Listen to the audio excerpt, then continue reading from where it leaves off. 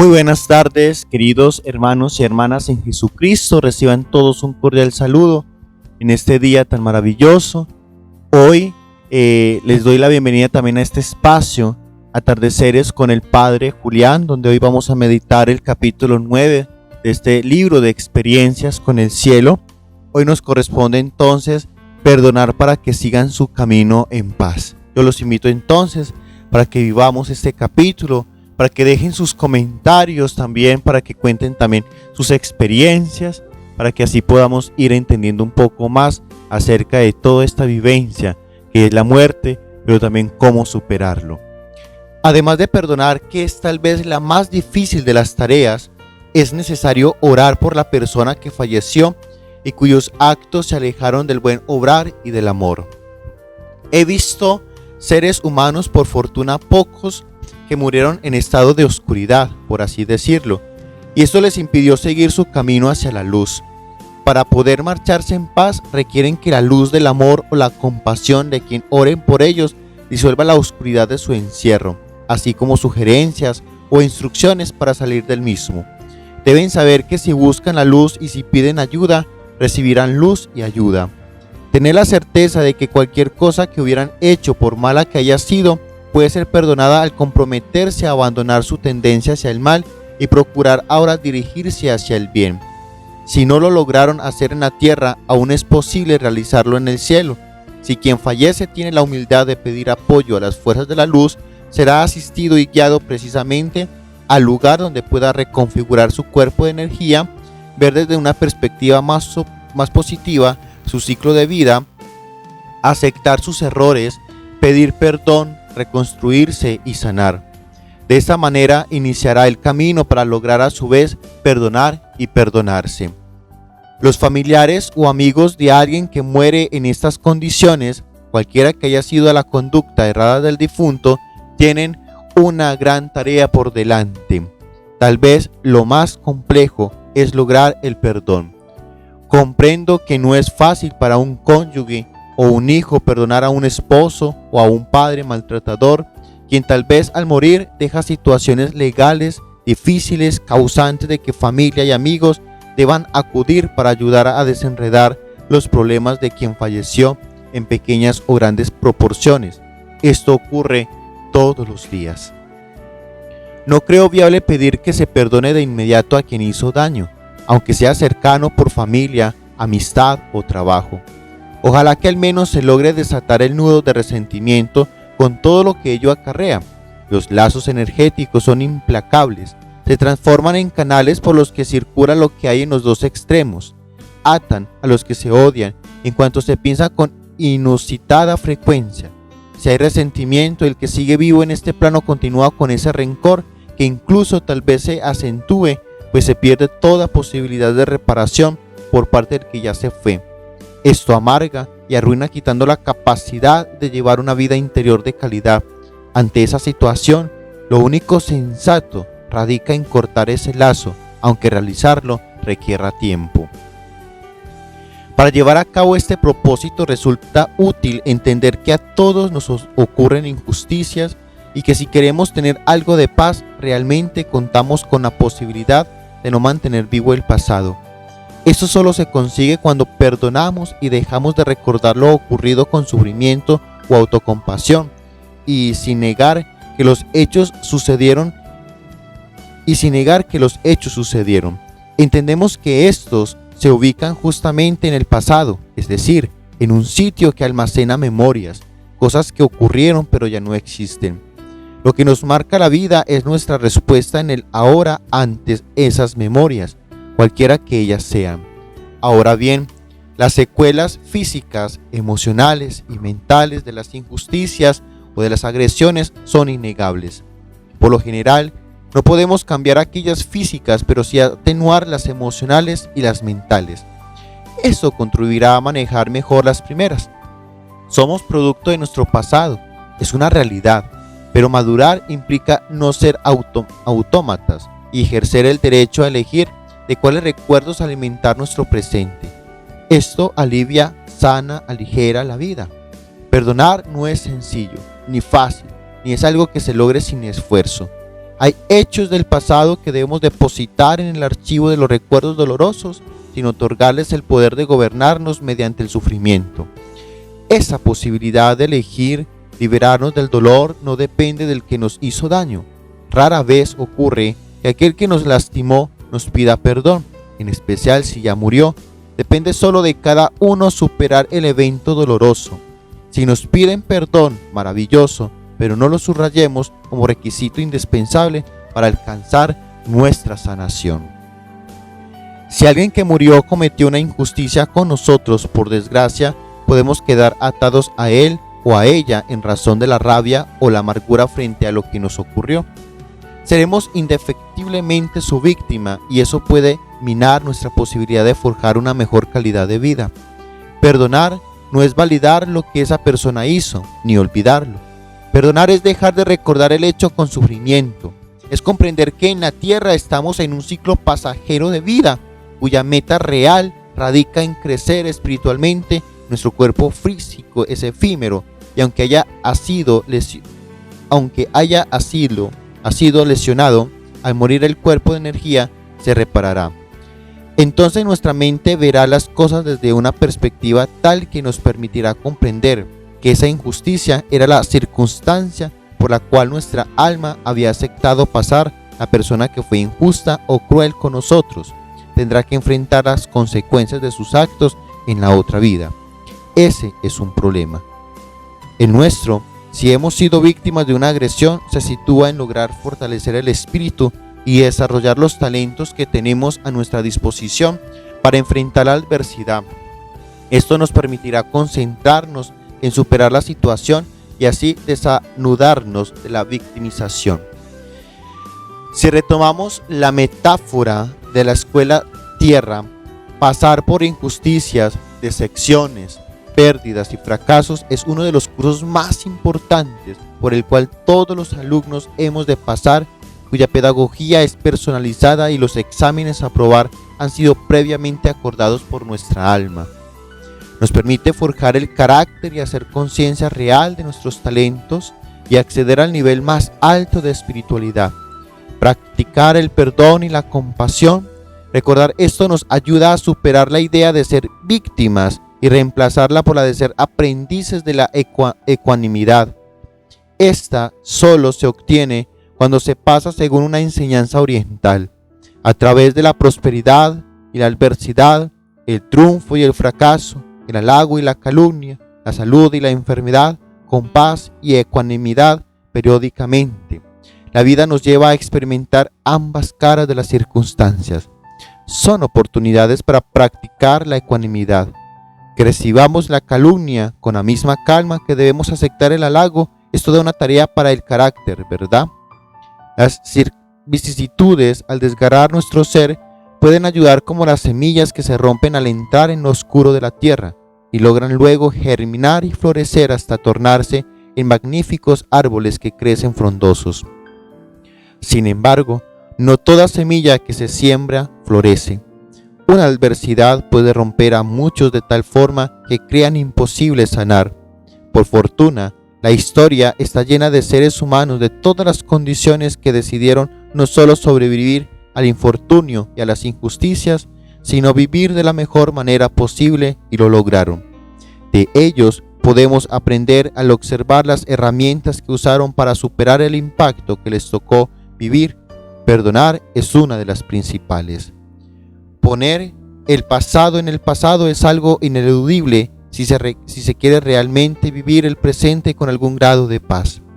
Si no se hace, el resentimiento ensombrecerá nuestra vida en todo momento y lugar.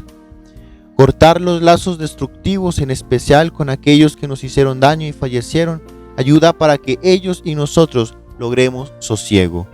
Dejar que la justicia divina obre es aceptar que Dios, o si lo queremos llamar la inteligencia universal, se haga cargo de aquellos que en vida se inclinaron a obrar de manera destructiva. No conviene que ningún ser humano, después de fallecido, permanezca en la oscuridad por tiempo indefinido. Mientras más seres humanos lleguen a la luz, más energía de luz llegará a la humanidad. Cada ser, luego de la revisión de su vida, será trasladado al lugar que le corresponde en el mundo espiritual y así continuará con su proceso evolutivo. Para aquellos que no comprendieron la necesidad de servir y en su lugar lesionaron a otros, les incumbe la labor de reformarse a sí mismos. Es el primer paso luego de salir del encierro de sus emociones destructivas. Esto es, de escapar de su real infierno. A ellos se les puede ayudar a lograr esa paz que requieren. Además de perdonar, que es tal vez la más difícil de las tareas, se puede orar por esas personas fallecidas cuyos actos se alejaron del buen obrar y del amor. Como no sabemos qué ocurría en su cabeza, en su corazón y en su pasado, oremos por ellos con compasión. Pidamos a Dios que los guíe para llegar al nivel de los planos espirituales donde puedan iniciar su proceso de purificación y de sanación. Si es un familiar o amigo el que muere en esa condición, mentalmente aconsejémoslo para que pida ayuda divina y se dé cuenta de que por motivos que nosotros desconocemos se apartó del bien, pero que aún puede recibir apoyo y rectificar su camino. Desmitificar a los fantasmas no es negar su existencia. Son seres que necesitan mucho amor, aquello que no tuvieron en su vida física, requieren nuestra ayuda para descansar en paz. Como hemos mencionado, hay un grupo de personas que al fallecer permanecen un tiempo en los estados intermedios. No están en el cielo y tampoco tienen cuerpo físico. Están en su cuerpo de energía y no son visibles normalmente para los humanos. Esto puede ocurrir cuando la persona que fallece no desarrolló en vida vínculos de amor, amistad o servicio, ni tampoco una relación con Dios. También cuando consolidaron en vida lazos de apego, codicia, poder o tal vez culpa, esos vínculos los atan a lo material, a sus posesiones físicas o los alejan de Dios. No buscan la luz y pueden quedar ligados a esas fuerzas creadas por ellos mismos, hasta que reciban apoyo o tengan una chispa de conciencia que les permita desatarse. A veces los he visto como los han visto muchos videntes. Son los fantasmas que vagan silenciosos, sin pasar al cielo como si estuvieran perdidos. Pueden ser algo ruidosos o traviesos. No hay que tenerles miedo. Requieren ayuda para ser guiados en su viaje a la luz. Por eso muchas tradiciones religiosas y culturas ancestrales tienen ritos que, para esas almas solitarias, muchas de las cuales no pueden ser olvidadas porque nunca fueron recordadas. No hacen daño, son inofensivos. Necesitan mucho amor, aquello que no tuvieron en su vida física. Precisan de nuestra ayuda para descansar en paz. Hay muchas historias tejidas alrededor de los fantasmas. Son tan solo humanos como nosotros que no encontraron o no buscaron luego de la muerte el camino a la luz y quedaron atrapados en la dimensión material sin contar con un cuerpo físico. Como el tiempo en esa condición no es importante, en ocasiones se demoran para decidir continuar el viaje. La culpa, el absurdo temor a Dios o los apegos o creer que es posible acabar una tarea en esas circunstancias pueden hacer que alguien quede atrapado por un tiempo en esa dimensión. No tienen cuerpo físico, pero sí un cuerpo de energía que ellos recién mueren confunde con su cuerpo físico y por ello pueden demorarse un tiempo en aceptar que están muertos. No entienden fácilmente que no pueden ser vistos por el mundo mientras que ellos sí pueden verlo. Con grandes esfuerzos logran comunicarse parcialmente con el plano material y ocasionan famosos fenómenos como ruidos o movimientos de objetos. Nada realmente que temer. Aunque evidentemente son eventos llamativos, con ellos quieren atraer nuestra atención, tal vez para pedir ayuda, un consejo o una oración. Otras veces pretenden hacer respetar lo que ellos consideran su espacio y saben que con esos movimientos pueden asustar y ahuyentar a quienes se acerquen. Comprendo que muchas personas piensen que creer en fantasmas sea como volver a creer en las narraciones de los cuentos infantiles. No obstante, al revisarlos, nos damos cuenta de que la mayoría de ellos son metáforas de realidades profundas. Demitificar a los fantasmas no es negar su existencia. Es tan solo entender que se trata de almas detenidas en estados intermedios, de un proceso evolutivo universal, que requieren apoyo para poder marcharse en paz. También debemos aceptar que mucha gente con imaginación desbordada elabora fantasmas donde solo hay una corriente de viento que entra por la ventana, o casos similares. Aquello que no conocemos o no comprendemos permite que seamos atrapados por el miedo, y este es un maravilloso creador de guiones cinematográficos terroríficos en nuestras mentes. No voy a negar la posibilidad de que la mayoría de las veces los cuentos sobre fantasmas sean solo eso, ficción. Sin embargo, también estoy segura de que muchos de esos relatos son historias verídicas, están en el acervo de las grandes culturas y han pasado de generación en generación por la gran fuerza de verdad que sostiene esos hechos misteriosos. Esta es una historia que mi maestro de medicina, Jorge Carvajal, narra algunas veces al comentar el tema. Los eventos parapsicológicos le atraen y él posee facultades especiales en este campo. En alguno de sus cursos, una estudiante le pidió ayuda comentándole que la familia necesitaba vender una antigua y hermosa mansión ubicada cerca de la mezquita de Córdoba. Por desgracia, cada vez que un comprador iba a conocerla o llegaba alguien para hacer algún arreglo, se escuchaban ruidos por toda la casa y los visitantes salían despavoridos. Jorge, compadecido y a la vez intrigado por la situación, accedió a ir al lugar en busca de alguna explicación a lo que allí acontecía. Al llegar a la casa, tuvo una sensación de temor que nunca había sentido. Su piel se erizó y experimentó ese pequeño agujero en el plexo solar que en ocasiones se siente cuando tenemos miedo. A pesar de esto, subió solo por la amplia escalera y en el descansillo de la misma fue tanta su sensación de pánico que decidió sentarse en el borde de la ventana que iluminaba el espacio para detenerse y tranquilizarse un poco. Al levantar la mirada vio a un viejo y antiguo monje desdentado con un manojo de llaves colgando al cinto. Jorge dice que lo pudo observar con todo el detalle.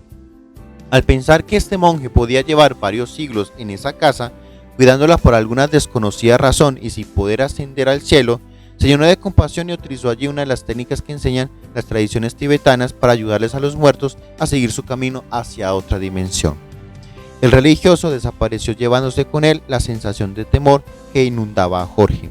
Bajó al primer piso donde se encontraba su estudiante y le dijo que ya había hecho todo lo necesario y que confiaba en que la casa se vendiera.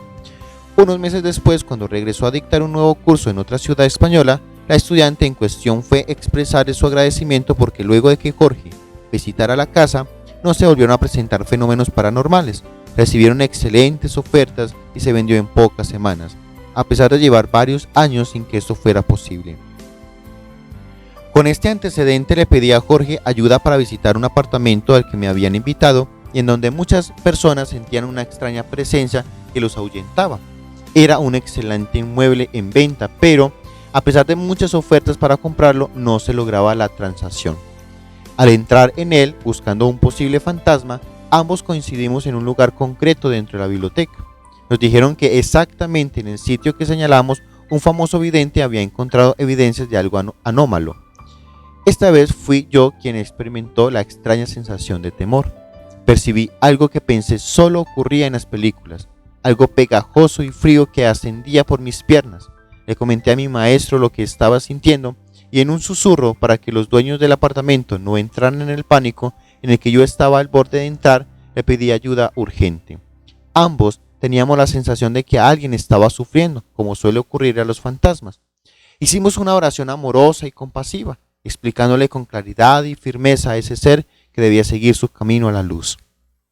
Mi sensación desapareció, lo cual se tradujo en un enorme alivio y paz. Fue así de sencillo. Una oración sincera lo liberó. Jorge le dijo a la familia que antes de un mes el apartamento sería comprado. Le alé las orejas por atrevido. Sin embargo, antes de un mes el inmueble fue vendido y nunca más sintieron la extraña presencia.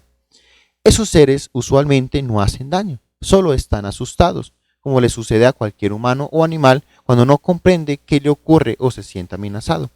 Podemos ayudarles a hacer conciencia de su estado y de la posibilidad que tienen de no quedarse atrapados en el sitio o plano en que se encuentran, donde no pueden obtener paz con una oración amorosa, una actitud respetuosa y un diálogo mental explicándoles con firmeza que están muertos, algo que muchos no han asimilado y que deben continuar su viaje hacia la luz. Es conveniente aclararles que lo que sienten como su cuerpo físico es su cuerpo de energía, el cual es invisible para la mayoría de los humanos y que es necesario y continúen su camino hacia la luz. Tratarlos realmente con genuino amor y compasión para que comprendan que si piden la luz para sí mismos, ésta acudirá llevándolos al sitio en el cielo donde podrán reparar su mente probablemente herida de gravedad, al recibir amor, respeto y aceptación por parte de quienes lo acompañen en esa dimensión, sentimientos que muchos no recibieron o dieron en esta vida. Perrito fantasma. En una ocasión vi a una mascota fantasma. La dueña había sido atacada por su perro, por causas que nunca fueron claras. Si bien luego de agredirla, este mostró señales de vergüenza por lo que había hecho y le lamía la cara como forma de arrepentimiento, la familia, aunque lo amaba profundamente, le practicó la eutanasia ante el temor de que atacara nuevamente a alguien. Años después, ella asistió a la consulta y allí el perro fantasma se veía a su alrededor, triste y compungido. Impulsado por su instinto muy difícil de controlar para un animal, había cometido un error tan grave con su ama que lo pagó con su vida. Pero eso no era suficiente. El amor hacia su dueña y la traición involuntaria hacia ella le impedían proseguir su camino. Al verlo enterarme de lo ocurrido, le sugerí a mi paciente que lo perdonara, que le dijera que podía desprenderse de ella y que lo amaba.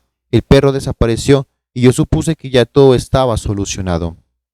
Sin embargo, pocos días después, mi hija Cristina, amante de los animales y quien dormía con su mascota, un hermoso perro Akita, en la habitación que queda justo encima de mi consultorio, tengo la fortuna de trabajar en mi casa, me comentó que Tensai no había vuelto a entrar a su cuarto a dormir y que cuando lo hacía durante el día tenía comportamientos extraños, como si viera algo anómalo que le impidiera pasar. Prontamente capté lo que ocurrió. El perrito fantasma se había desprendido y al sentirse realmente perdido, buscó refugio en el sitio más cercano, que era la habitación de Cristina. Los animales sienten las vibraciones de quien los quiere, así que ese lugar seguro, se le pareció un albergue maravilloso. Al subir allí, lo encontré en un rincón, como tratando de evitar ser visto, rodeado por un halo de energía gris. Lo llenamos de amor, y puesto que ellos reciben de la misma forma en que los seres humanos fallecidos escuchan y ven nuestros mensajes, no solo con palabras, sino también con imágenes. Le indicamos que fuera la luz, pues allí sería cuidado y consolado. Le dijimos también que era un excelente perro y su dueña sabía que él la quería. Era necesario activar su instinto para morir, en el sentido de encontrar el camino para salir de esa dimensión intermedia y llegar a la que llamamos el cielo. Los colores grises de su cuerpo energético se fueron aclarando hasta que desapareció. Ya luminoso, hacia esa nueva dimensión, ahora podía marcharse en paz, y si me permiten la expresión, batiendo su cola. Tensai no volvió a presentar extrañas actitudes al entrar a esa habitación y regresó todas las noches a cuidar el sueño de su ama y amiga. Crisálidas oscuras. En la siguiente historia quisiera ilustrar otro de los estados intermedios en los que por corto tiempo pueden quedar atrapados los seres que mueren. Manuel entró a mi consultorio para su control médico rutinario.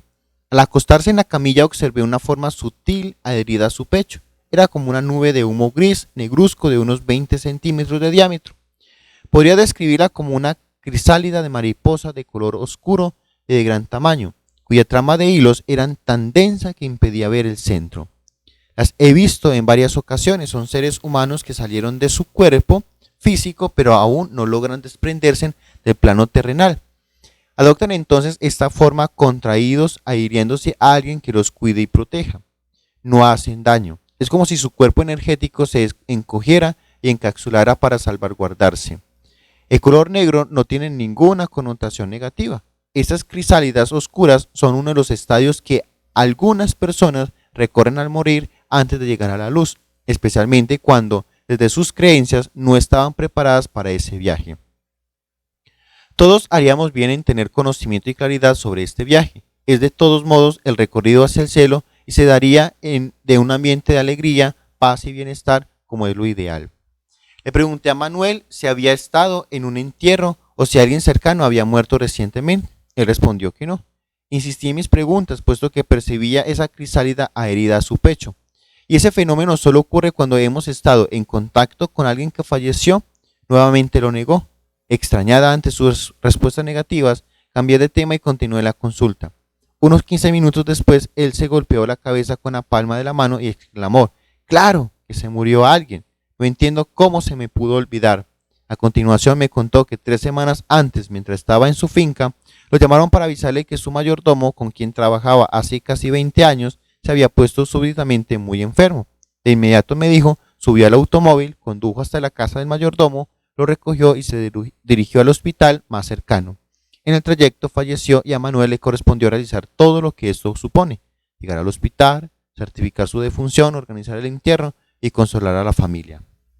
Manuel estaba consternado por haberme negado enfáticamente que hubiera tenido una muerte cercana. Si bien no era un familiar, había compartido muchos años de trabajo y los unía un vínculo de cariño y de respeto mutuo. Era obvio que no debía olvidar un evento tan significativo, pero la psique humana es misteriosa y con frecuencia interpone velos de amnesia luego de un evento traumático. Esto aclaró quién estaba dentro de esa crisálida. El mayordomo, al salir de su cuerpo físico, con el temor a la muerte que tenían tantas personas, se adhirió a quien había representado durante su vida una fuente de seguridad, su patrón, y allí se refugió. De la misma forma que Manuel negaba inconsistentemente la muerte de su empleado, éste negaba su propia muerte y se resguardaba en él con igual grado de inconsciencia. Lo que nos atemoriza puede crear en nosotros un mecanismo de negación tan poderoso que se manifiesta incluso en un proceso trascendental como morir. Estas crisálidas han sido observadas y descritas por muchos videntes. Es un fenómeno sobre el cual he hablado con algunos de mis amigos médicos que tienen facultades parapsicológicas, quienes me confirman que las han visto en circunstancias similares. Se pueden ayudar al ser que las habita para que las abandone y siga su proceso, si no se hace ellos mismos, como las mariposas, con el simple hecho de que pase un tiempo romperán su capullo y se dirigirán hacia la luz. Así como Manuel, pasado un tiempo, recordó el hecho de la muerte de su empleado el mayordomo, comprendería que debía proseguir su viaje a otra dimensión. Sin embargo, se puede acelerar este proceso. Le expliqué a Manuel que le podía hablar a su empleado para ayudarle a salir de ese estado, contándole que llegar a la luz de Dios es la más bella experiencia que podría tener, que invocara a esa luz divina, o a Jesús o a la Virgen María, y sería conducido a un lugar de paz y amor, el cielo mucho más amable y cómodo que el que estaba ocupando. Mientras él le hablaba, yo oraba. La oración es amor, es invocar la presencia de Dios. Esta fuerza divina permite que el ser dentro de la crisálida tome conciencia, la cual ayuda a hacer una mejor elección. Pronto vi como la nube gris se disolvía y una luz se elevó del pecho de Manuel, para luego desaparecer. Él se sintió liberado de un peso en el cuerpo, del cual no era consciente, pero se hizo evidente al desaparecer la crisálida. Esta historia, al igual que muchas semejantes, nos recuerdan la importancia de orar y recomendarle al que fallece que haga su tránsito hacia la luz. Cualquiera que haya sido su manera de vivir, ellos escuchan, y mientras más confundidos estén con los estados intermedios, más valiosa resulta nuestra oración y orientación. Queridos hermanos y hermanas, espero que les haya gustado este capítulo 9 de Experiencias con el Cielo. Ya entre 8 días estaremos viendo el capítulo 10, Comunicación entre el cielo y la tierra. Además de orar para que la luz de Dios la ilumine y la ayude a continuar su paso al cielo, se puede, por decirlo en palabras sencillas, hablar con la persona fallecida. Les deseo un feliz sábado, el resto que queda ya pues, y entonces nos vemos entre 8 días con Atardeceres con el Padre Julián. Un abrazo y Dios los bendiga a todos.